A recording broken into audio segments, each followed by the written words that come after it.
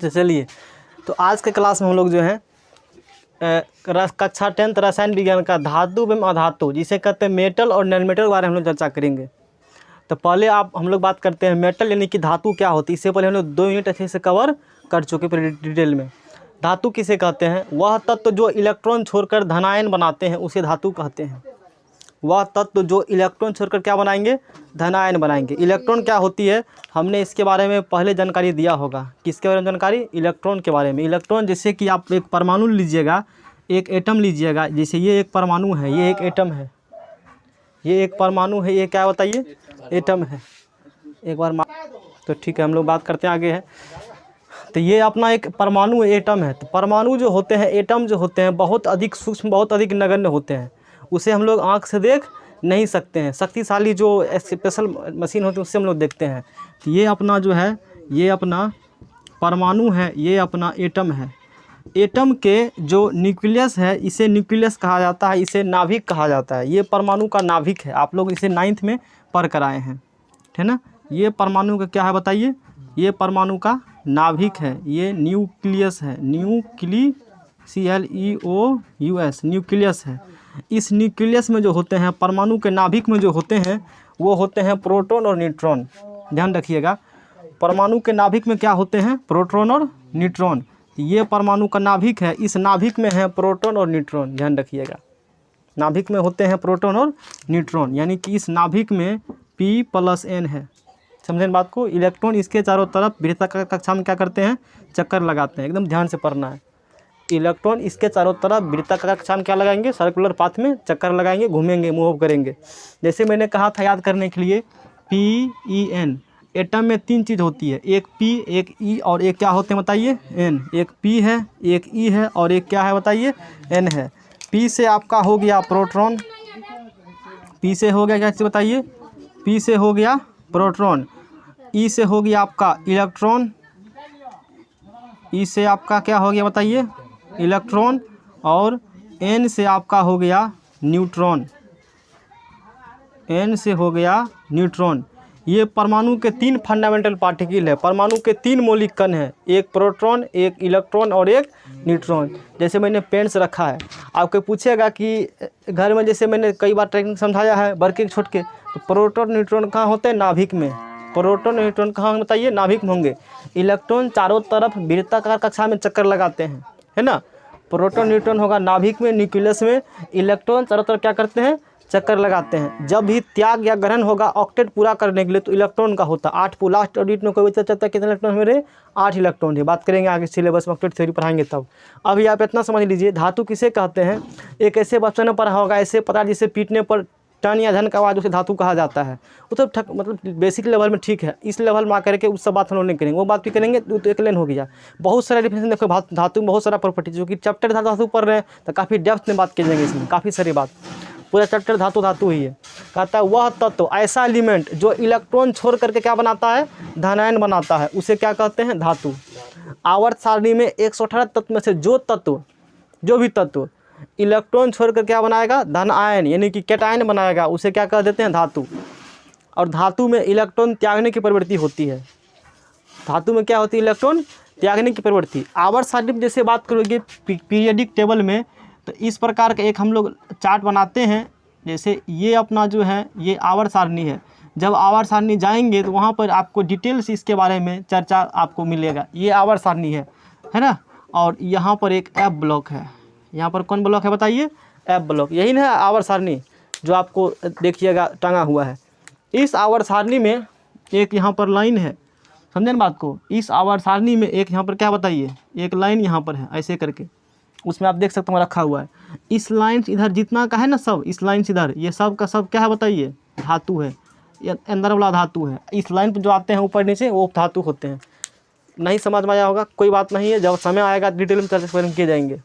आज समझने कहानी पीरियड टेबल आवर्त सारणी पर थोड़ा सा दिया, कुछ लगा जहाँ अच्छा कुछ भी हुआ है। तो हाँ, तो आवर्त सारणी में अधिकतर संख्या धातु के ही होते हैं। अधिकतर कितना संख्या होते हैं? धातु का। धातु में इलेक्ट्रॉन त्यागने की प्रवृत्ति होती है, यानी कि लॉस ऑफ इलेक्ट्रॉन। अच्छा, धातु के बाह्यतम कक्ष कोश में, यानी कि लास्ट ऑर्बिट में, बाह्यतम कोश इंग्लिश में क्या हम लोग कहेंगे? लास्ट ऑर्बिट में इलेक्ट्रॉन या तो 1 होगा, या इलेक्ट्रॉन 2 होगा, या इलेक्ट्रॉन 3 पाए जाते हैं।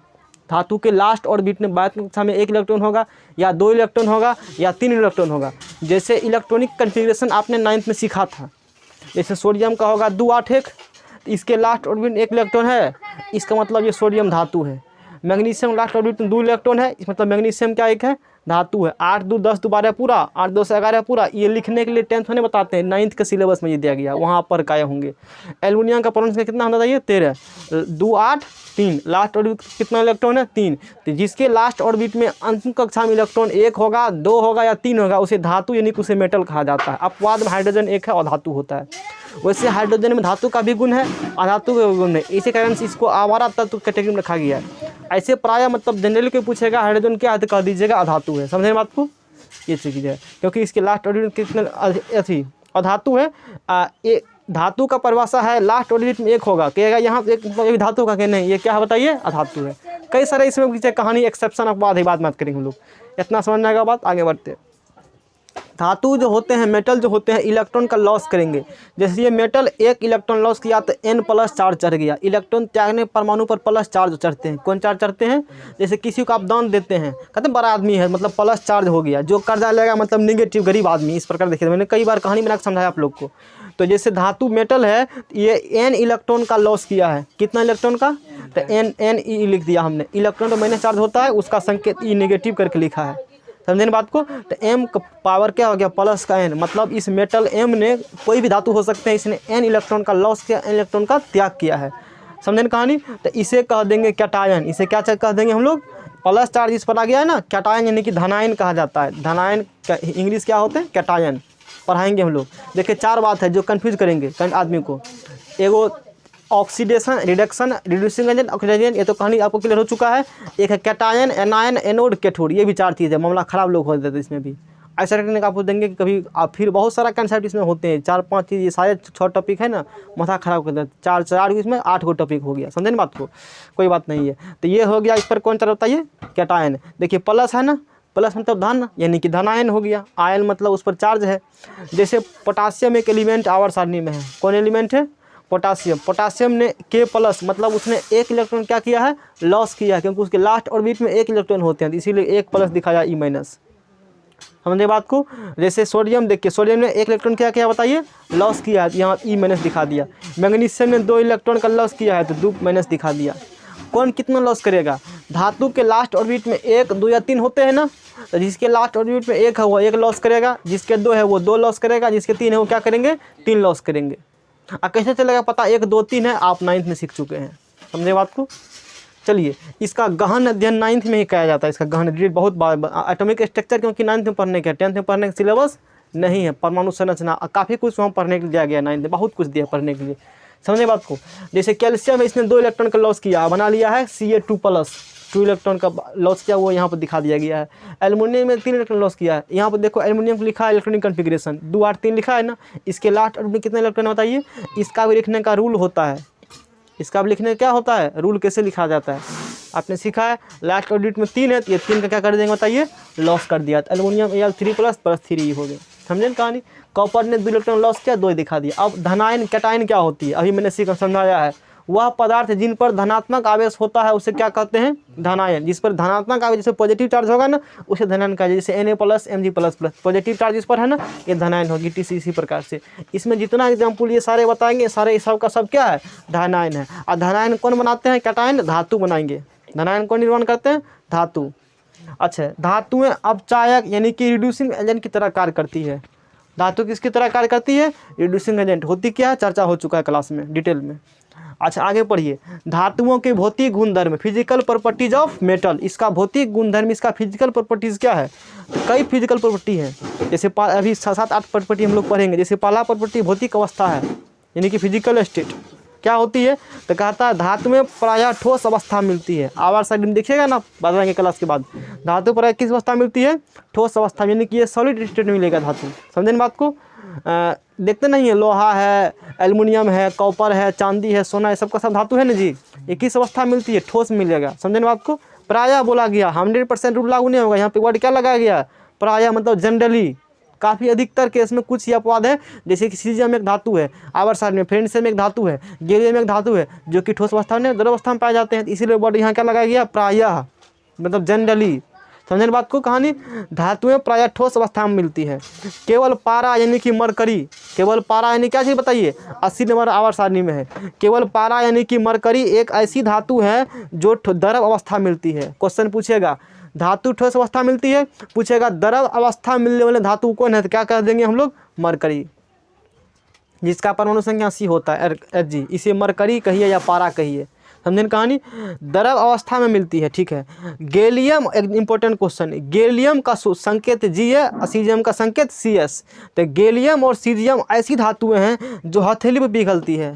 किस पर पिघलेगी, हथेली पर आप लीजिएगा ना तो धातु क्या हो जाएगा, ये पिघल जाएगा, इसीलिए इसे हथेली पर पिघलने वाले धातु भी कहा जाता है।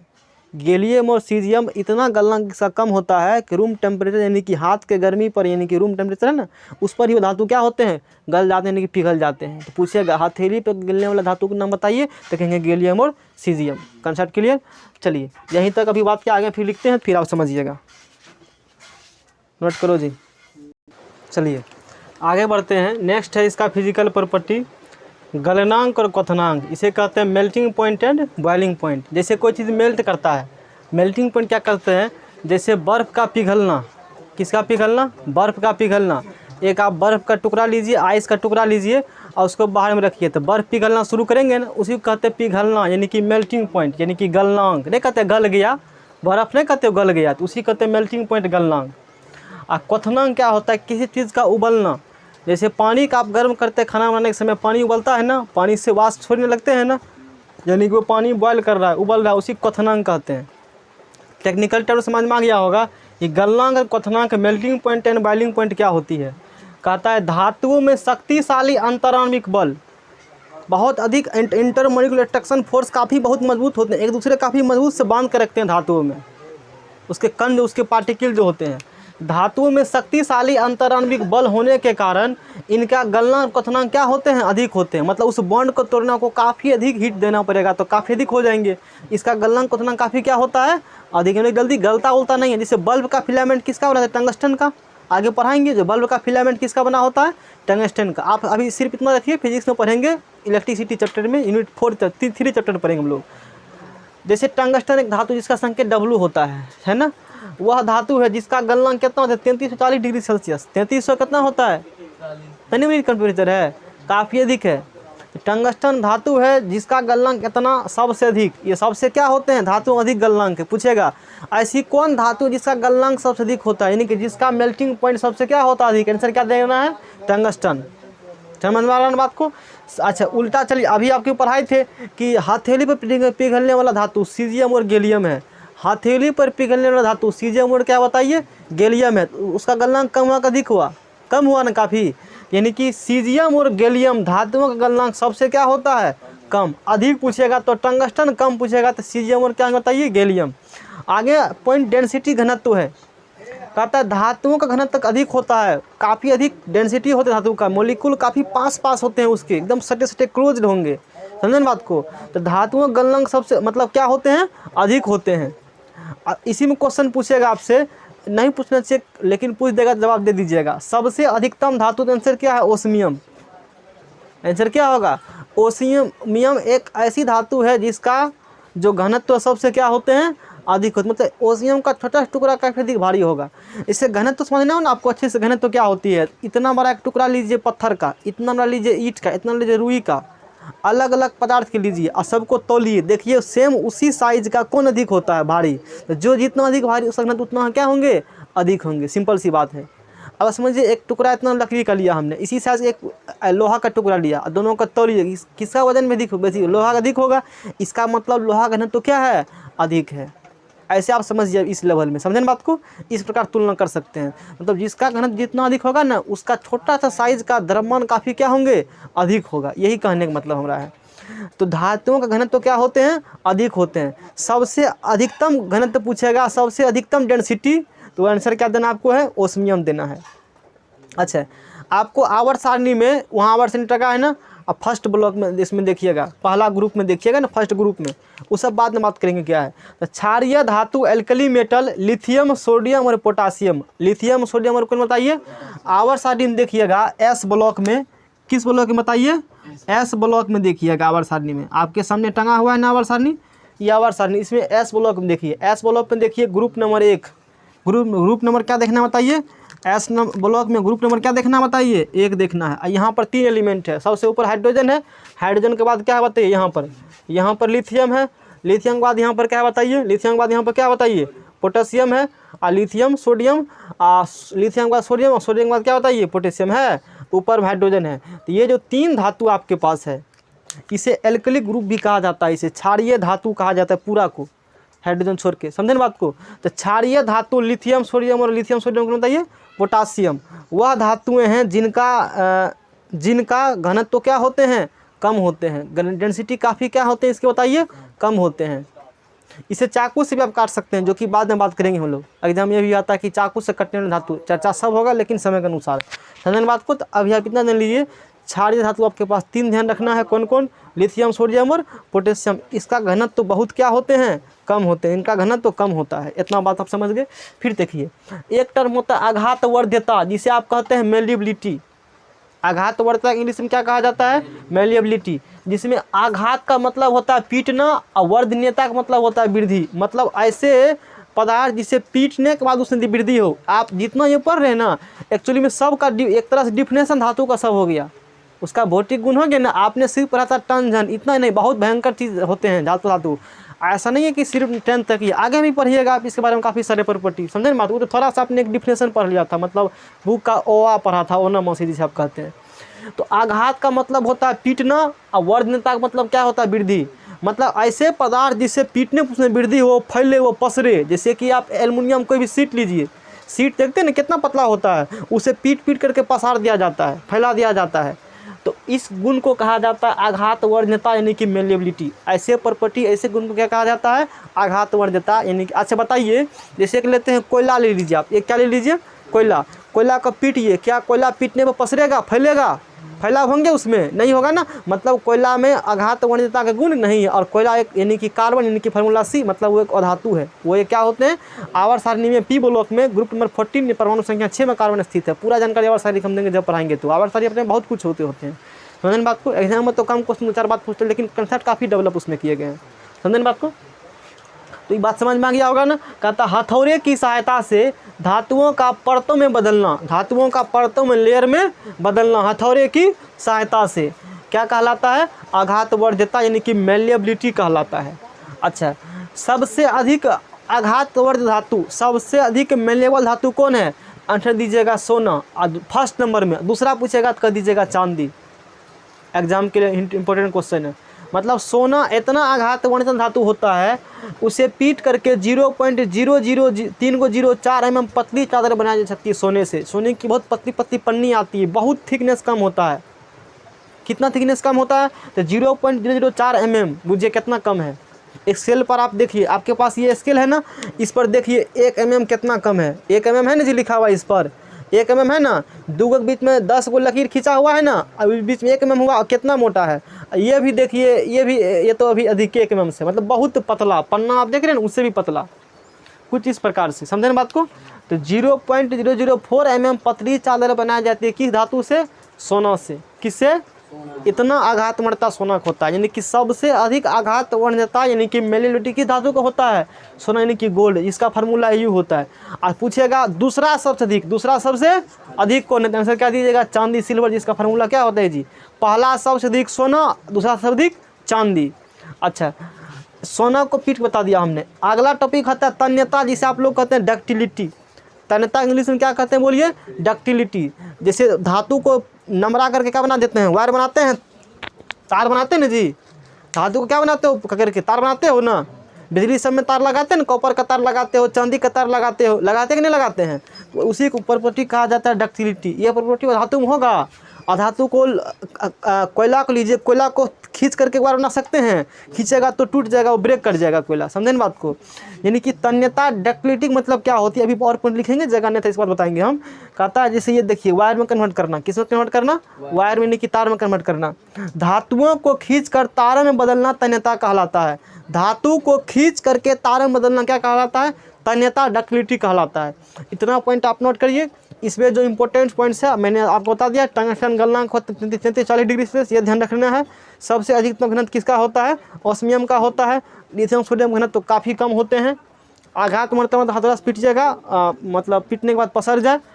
सबसे अधिक आघात मर्त्य सोना, उसके बाद दूसरा नंबर में पूछेगा तो चांदी। अपवाद में देखिए, पारा एक धातु है, सोडियम एक क्या होता है, ये धातु है, और इसमें आघात मर्त्यता का गुण नहीं होता है, इसमें मेलिटी का गुण नहीं है। अरे ये तो द्रव अवस्था में पाया जाता है ना। पारा किस अवस्था में पाया जाता है, मरकरी द्रव अवस्था में। सोडियम को तो चाकू से ही काट सकते हो, सोडियम किससे काट सकते हैं हम लोग है, इसमें तो आघात मर्त्यता का गुण होता ही नहीं है, अपवाद है ये चीज़ क्या है। लेकिन आपसे एकदम यही पूछा जाएगा, ये दोनों उतना टफ पता भी नहीं है, पूछ देगा धातु और धातु में अंतर लिखिए 4 रासायनिक गुण, भौतिक गुण को तू अंतर 5 अंतर चिपका दो। मतलब बहुत इजी क्वेश्चन तो उतना टफ नहीं है, समझे ना बात को। एकदम थोड़ा सा लोग रहेगा कंसर्स, अच्छे नंबर ला सकते हैं। वैसे ये टॉपिक यहाँ काफ़ी डेप्थ में चर्चा की जाएंगे, इसको नोट कीजिए। मल चाहिए खाली। चलते हैं आगे। तो मैंने डक्टिलिटी तन्यता बताया क्या होती है। धातुओं को खींच कर तार में बदलना क्या कहलाता है, डक्टिलिटी कहलाता है। अब देखिए, सबसे अधिक तन्य धातु मतलब किसकी तन्यता, किसकी डक्टिलिटी सबसे अधिक होती है, आंसर देंगे सोना। और दूसरा क्या होगा, चांदी। आघात मर्त्य में भी सोना ही है, मतलब दोनों का क्रम सेम है, अभी देखा ना आपने। तो तन्यता और आघात मर्त्य 1 नंबर में सोना, 2 नंबर में चांदी। तो सबसे अधिक तन्य धातु कौन है बताइए, सोना। उसके बाद कौन है दूसरा सबसे अधिक, चांदी। अपवाद मरकरी और सोडियम, सेम पॉइंट आघात मर्त्य में आ गया नहीं ये पॉइंट। अच्छा अब ये पढ़िए, 1 ग्राम सोने से, वो जो 0.004 पर वो एनसीईआरटी में दिया गया, ये एनसीईआरटी में है। इसका मतलब एग्जाम में आ भी सकता है। एग्जाम वही आते हैं प्रायः 99% केस में जो सरकारी किताब में लिखे गए हो वही आते हैं। 99.99%, 0.00% केस में ही नहीं दे हो, समझे ना बात को। इसीलिए सरकारी बुक से प्रेफर करिए। तो ये सरकारी बुक में है। 1 ग्राम सोना से, कितना ग्राम सोना से, 1 ग्राम सोने से कितना किलोमीटर तक, 2 किलोमीटर तक। 1 ग्राम कितना कम होता है। कभी बढ़िया के पास ले जाइए चीनी खरीदने, तो 1 दाना के साथ 1 ग्राम वजन हो जाएगा, 2-3 दाना का नहीं हो जाएगा जी, होगा कि नहीं होगा चीनी का। 1 ग्राम नहीं तो 20-25, चलो हटाओ, तो कितना कम 1 ग्राम सोना है। तो 1 ग्राम सोने से कितना किलोमीटर तक, 2 किलोमीटर तक क्या कर सकते हो, लंबा तार बनाया जा सकता है। 2 किलोमीटर तो नहीं हुआ, बहुत 2 किलोमीटर, समझे ना बात को। तो 1 ग्राम सोने से लगभग 2 किलोमीटर लंबा तार बनाया जा सकता है। सोच लीजिए इतना अधिक तन्यता इसका होता है, मतलब खींच सकते हो एकदम, समझे ना बात को।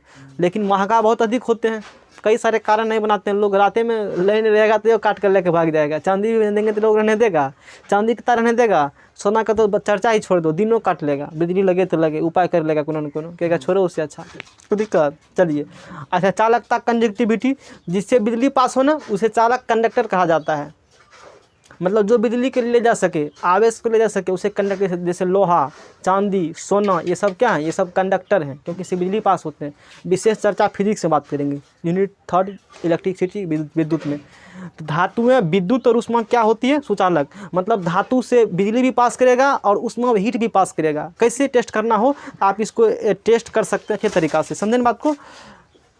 अच्छा चलो बता ही देते हैं, एक तरीका बताते हैं आपके कोर्स में दिया गया है। जैसे देखिए मेरा जो नोटबुक है, आप बुक का उल्टाइएगा ना तो बुक में एक डायग्राम मिलेगा आपको, इस प्रकार का डायग्राम, कि धातुएं कंडक्टिविटी उसमें गुण है कि कंडक्टिविटी गुण उसमें नहीं है। इस प्रकार से आप उसमें देख सकते हैं। जैसे देखिए ना, एक बैटरी ले लीजिए, आपको शॉर्ट में बताते हैं कैसे चेक करिएगा। धातुएं में क्या ले लीजिएगा, एक बैटरी ले लीजिए, एक क्या ले लीजिए प्लस और एक माइनस, ऐसे करके एक छोटा सा यहाँ क्या लगा दो, बोलो बल्ब लगा दो। क्या लगा दे बताओ, एक यहाँ क्या लगा दो, स्विच लगा दो। क्या लगा दे बताओ। और यहाँ कोई धातु का तार ले लो, जिसको चेक करना हो बिजली जिससे पास करता है कि बिजली पास नहीं करता है। अच्छे से डायग्राम बुक में लिखे, आप वहाँ देख सकते हैं, समझे बात को। इस प्रकार से एगो ले लिया बैटरी, एगो पॉजिटिव सिरा, एगो नेगेटिव सिरा है। ये एगो क्या ले लिया बताओ, एक ये बल्ब ले लिया हमने। बल्ब का तनी ठीक से फिगर बना देते हैं, बताओ ये क्या ले लिया, एक बताओ ये क्या है बताओ, ऐसे करके ये एक बल्ब है, स्विच को ऑन करो, अब बीच में रखो उस तार को जिसे चेक करना हो कंडक्टर है इलेक्ट्रिसिटी का कि नहीं, मतलब इससे बिजली पास होता है कि बिजली पास नहीं होता है। स्विच ऑन करने में यदि बिजली पास हो जाए मतलब कंडक्टर है, नहीं करी तो मतलब कंडक्टर वो नहीं है। हीट पास करना हो तो एक इंड को गर्म कीजिए, दूसरे इंड को हाथ से टच कीजिए, यहाँ गर्म किया, यहाँ टच करने में यदि मतलब गर्मी महसूस हो रहा है मतलब उससे हीट क्या हो रहे हैं, पास कर रहा है।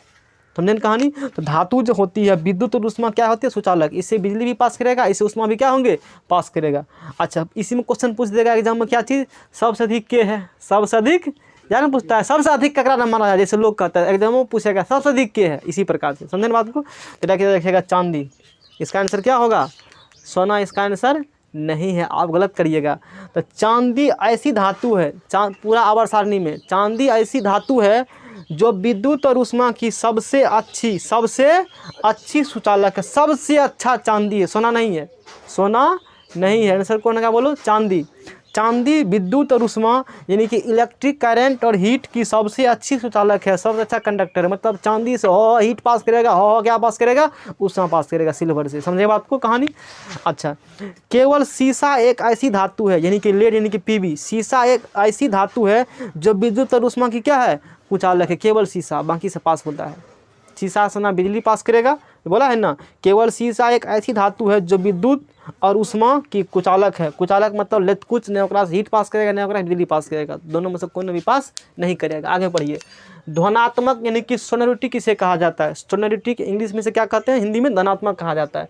कहता है जब एक धातु को दूसरी धातु से पीटा जाता है, जो बचपन आपने पढ़ा था, एक धातु ये है, दूसरा धातु ये है, एक धातु को दूसरी धातु क्या करते हैं, पीटा जाता है तो ध्वनि उत्पन्न होती है। इस गुण को क्या कहते हैं, धनात्मक। इसी को आपने पढ़ा होगा कि जब धातु को पीटते हैं तो धातु किसे कहते हैं, सर जी बोले होंगे पीटने पर टन या क्या करे, जन से धातु। एक्चुअली वो धातु का एक प्रॉपर्टी है जो कि धनात्मक प्रॉपर्टी है। समझें बात को, ऐसा धातु में बहुत सारा प्रॉपर्टी होती है। तो जब एक धातु को दूसरी धातु से पीटा जाता है, ऐसे करके पीटिएगा तो ध्वनि उत्पन्न होती है, साउंड उत्पन्न होगा। इस गुण को क्या कहा जाता है, धनात्मक। इस गुण को सोनोरिटी कहा जाता है। समझें कहानी। अपवाद में पारा है क्योंकि पारा द्रव है, इसे पीटने पर थोड़े कुछ पानी पीटने पर क्या होगा। जैसे मंदिर में घंटियाँ, मंदिर में क्या होता है, भला बागल देना मारेगा, टन मारेगा, तो उसमें है ना कॉपर का धातु लगाया हुआ, आवाज़ करता है ना, वही ध्वनात्मक उसका गुण है।